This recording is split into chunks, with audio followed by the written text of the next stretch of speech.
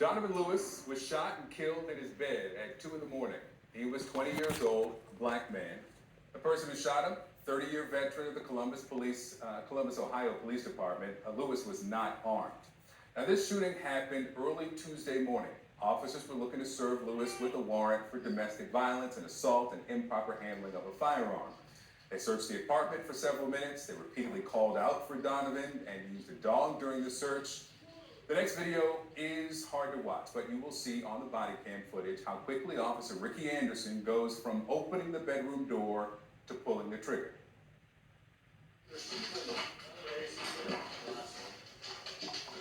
Send that dog in. Hey, come here. Oh.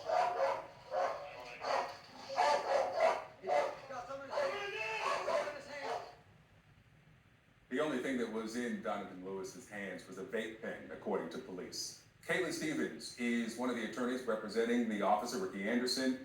Thank you so much for being with me tonight. What is the threat of a man in a bed in that amount of time?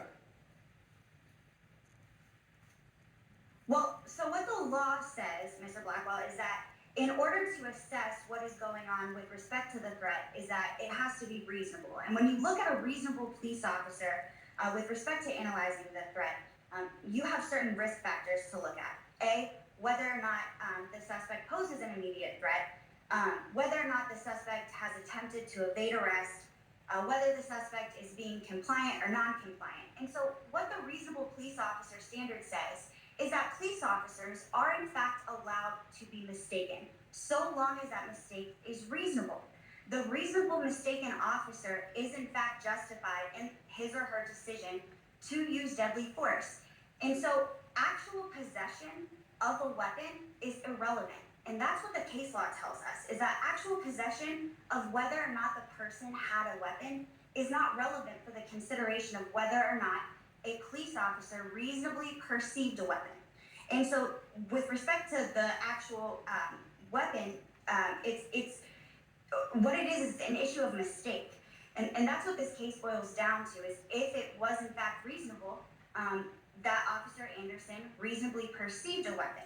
Like I said, actual possession is irrelevant, and the law does not require police officers to wait until the harm is in fact inflicted upon officers before allowing the officer to perceive a threat. But in less than a second, that door opens and he fires that shot. Listen, I've seen more of the video than we're showing because of our network policy. We're not going to show the man being shot on television. But in less than a second, when that door opens, he fires the shot, even before anyone says, hands, hands, hands, he's got something in his hand. So in that time, how does he even have enough time to perceive what is there?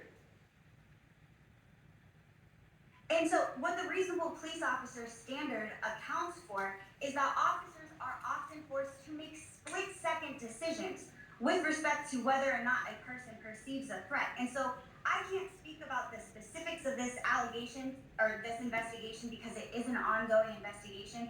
But what I can talk about is the law that surrounds police officers being forced to make split-second decisions every day. And let me read the law, just so we have just the same starting point. I'll read the law here where it says that for force to be used, there must be a reason to believe the response is objectively reasonable to protect themselves or others from the imminent threat of death or serious physical harm. So that's the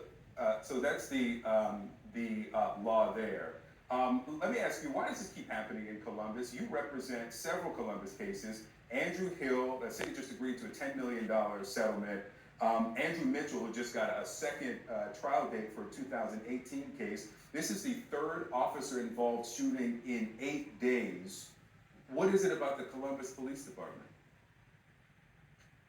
And so, I mean, I can speculate all day as to why this is happening. However, I think it's a combination of things. I think certainly that there is an epidemic of gun violence that is plaguing our city and our state. But I also think it's also attributable to the fact that police officers are now able to account for the fact that Ohio is now an open carry concealed state. And so every time a police officer leaves his or her house, they are faced with the fact that a person may or may not be armed, and they don't have to have any training for that or anything, or they don't have to have So, a is permit. it your They don't have suggestion that because it's an open carry state, that police officers now perceive more items that are not guns to be guns? Because I want to remind people, No, Donovan Lewis didn't have a gun. not at all. What I'm saying is that when police officers leave their homes every day, that is always in the back of their mind, and that's what has to be taken into account with respect to the reasonable police officer. It's not asking a question of what an officer could have done or should have done, but rather it is what a reasonable police officer could have believed about the situational need to use deadly force. In Ricky Anderson's shoes, standing in Ricky Anderson as he stood on Tuesday morning with the knowledge of what he had at that time as existing as it was. All right, Caitlin Stevens, listen, I know this is early in the case and there's some things you can't discuss. I appreciate the conversation. I'd like to continue it as we learn more about this case. Thank you so much for being with us tonight.